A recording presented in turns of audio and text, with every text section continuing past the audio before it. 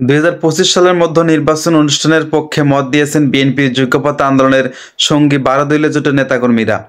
তারা মনে করেছেন ২০২৫ সালের মধ্যে নির্বাচন আদায় করতে না পারলে সেটা নানা কারণে আরও বিলম্বিত হতে পারে।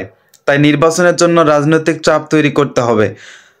শনিবারের সন্ধ্যায় গুলশানে বিএনপি চেয়ারপারসনের রাজনৈতিক কার্যালয়ে বিএনপির লিয়াজো কমিটির সঙ্গে বৈঠকে এই মতামত দেন ১২ দলীয় জোটের বিভিন্ন নেতাকর্মীরা। বৈঠকে বিএনপির পক্ষ থেকে জোট নেতাদের নিজেদের মধ্যে বিভেদ সৃষ্টি না করে ঐক্যবদ্ধ থাকার আহ্বান জানানো হয়। একই সঙ্গে তাদের জানানো হয়, নির্বাচন নিয়ে তাদের যে মতামত ছিল বিএনপির স্থায়ী কমিটির সদস্য বা বৈঠকে আলোচনা করা হবে। নির্বাচন ইস্যুতে বিএনপির অবস্থান আনুষ্ঠানিকভাবে সংবাদ সম্মেলন করে তুলে ধরা হবে। বৈঠক শেষে বিএনপির স্থায়ী কমিটির সদস্য নজরুল ইসলাম বলেছেন যে ১২ দলীয় জোট নেতাদের সঙ্গে আমরা আলোচনা করেছি। সমমনা জোটসহ আরও যারা আছে তাদের সাথে আলোচনা করে সিদ্ধান্ত নেওয়া হবে। তারপর আমরা আপনাদের সিদ্ধান্ত জানাবো।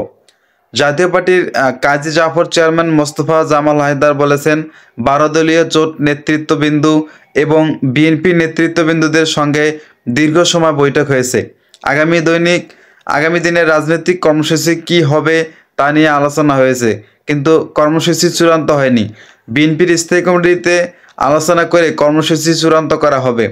আমরা নিজেদের মধ্যে আলোচনা করেছি, আজ আমরা চূড়ান্ত কোনো সিদ্ধান্তে উপনীত হতে পারিনি। তিনি আরও বলেছেন যে আমরা দীর্ঘদিন যাবৎ ফ্যাসিবাদ বিরোধী আন্দোলন করেছি, ঐক্যবদ্ধ আছি, আমাদের ঐক্যর প্রয়োজনীয়তা এখনও ফুরিয়ে যায়নি। বিএনপির সঙ্গে আরও যারা রাজনৈতিক দল আছে তাদের সঙ্গে আলোচনা করে কর্মসূচি ঘোষণা করা হবে। বৈঠক শেষে ১২ দলীয় জোটের নেতা বলেছেন যে আগামী নির্বাচনের বিষয়ে আলোচনা হয়েছে, আমরা আমাদের মতামত বিএনপিকে দিয়ে এসেছি। ১২ দলীয় জোটের শরিক একটি দলের শীর্ষ একজন নেতা নাম প্রকাশ না করার শর্তে বলেছেন যে আমাদের জোটের সবার মতামত ছিল আগামী নির্বাচন ২০২৫ সালের মধ্যে করতে হবে, সেটাকে কোনোভাবে ২৬ সালে নেওয়া যাবে না।